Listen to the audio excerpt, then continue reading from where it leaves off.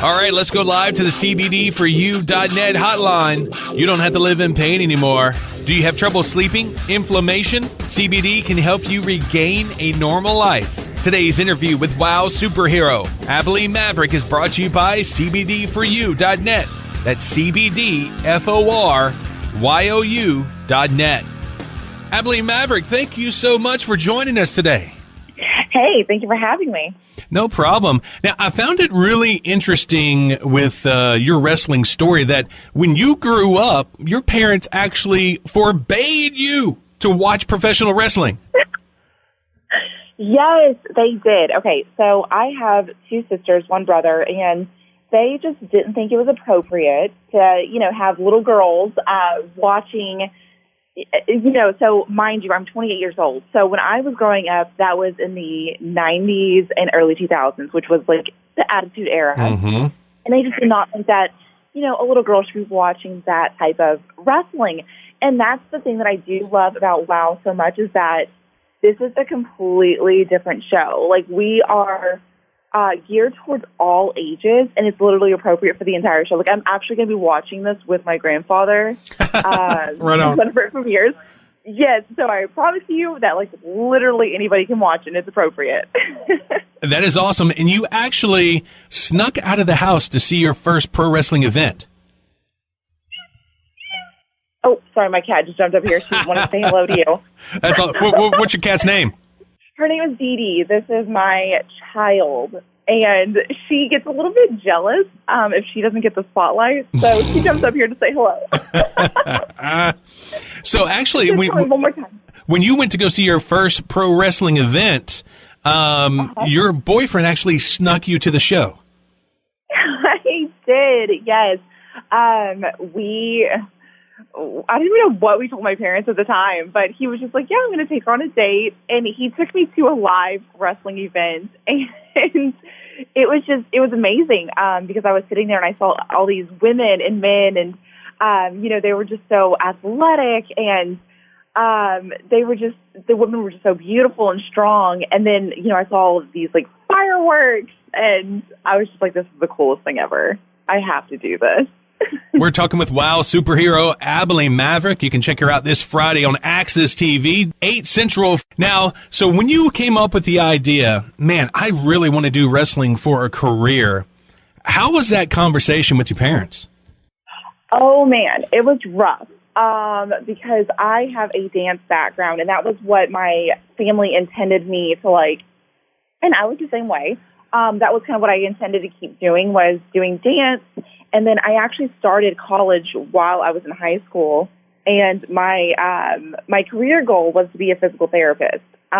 So, whenever I caught the wrestling bug and told them, they were just kind of mortified because they were like, no, you're too smart for this. You cannot do this. And they knew nothing about it. But finally, my dad, one day, this was right after high school, he sat me down and he talked to me and he goes, you know what? I am 52 years old. I've never traveled the world. And he said, that's something I've always regretted. And I think that you should do this. He was like, you should just do this wrestling thing. And whenever you get, famous and you're on TV and you're traveling the world, I'm going to travel with you. He was like, I'm going to see the world with you. And that was the thing that kind of gave me that green light to go ahead and do this, to know that I had at least his blessing. And my dad was my best friend. So, I was like, yes, okay, if he's okay with it, everything in the world is all right. He ended up passing away unexpectedly a few weeks later. So it was a very ironic thing to happen, I guess. And it was very interesting in timing for him to have given me his blessing. But in the same breath, that was something that really opened my eyes to say, okay, life really is this short. You don't know what's going to happen or where it's going to go. So I've got to do this 110% and give this my everything. And so I did. Right. And coming from a dance background, you already had the athletic part of wrestling. What was it like your first week of wrestling school, taking bumps and all that stuff? Oh, my God, it was brutal. I was the only female in my class. It was me and 20 boys. And I just got my butt handed to me. I mean, it was so hard, that whenever I was taking a shower for weeks, I would have to hold my head up just to wash my hair because my head would just fall backward. Yes, because I was just so sore. I couldn't even like move. So it was very brutal. The place that I trained, we all joke and call it a dungeon because it's an old theater. It had concrete flooring, no windows, one door, no AC, no heat. And in Texas, you know, it gets hot. It gets really, really hot. And so it was pretty brutal. But I'm glad that is what I went through, and it wasn't, you know, just easy in a cakewalk. You know, I'm glad that I actually put in the time and the effort because it paid off. Most definitely. And speaking of paying off, in 2014, you became the youngest NWA World's Women's Champion. What was that like? Yes. Oh my gosh, that was incredible. Because the NWA, you know, mind you, is the longest running wrestling company in history. So it was really exciting to me to have a company just believe in me. You know, especially at that age, at 23 years old, you know, you don't really expect anybody to put like an entire company on your shoulders. And that was what happened. You know, it was me and a guy who were literally the leaders and the faces of the company. And it was really, really cool. I ended up defending it all over the United States, in Mexico and in Canada. So it was really nice to have done that. I was going to take it to China, but I ended up losing the belt just before heading over to China. So that was, you know, I was kind of hoping to defend it there, but it just didn't happen that way. But, you know, these little accolades just make you feel so good because you work so hard to achieve them. So it's nice when they do happen. Right, and it showed how much the company believed in you because you held it for 378 days. You defended it 11 times, and your first title defense was against the current WOW Wrestling champion, Santana Garrett, as well as Garrett was the one who took it away from you in 2015. Thank you for rubbing that in my face. I appreciate it. So let me ask you this: is there some heat with you and Garrett in the back? I think that Santana is absolutely my favorite frenemy.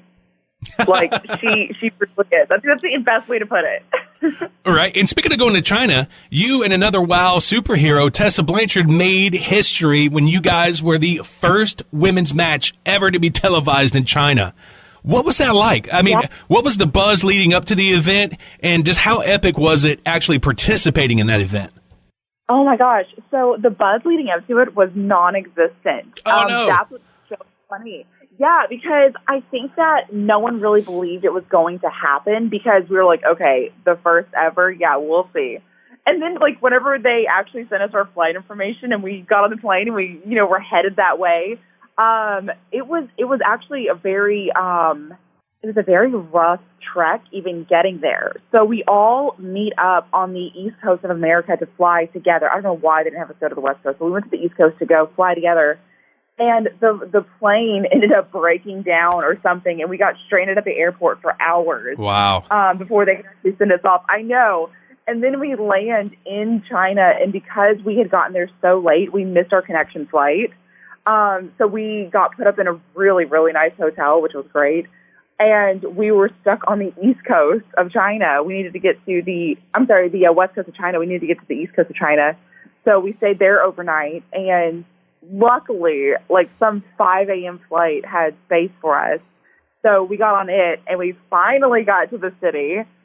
We got to the city, and the government was trying to shut down the show because they're very protective of what their people see. And so then we had to do a seminar in front of government-elected people and some of the community people, and we had to explain to them what we were doing.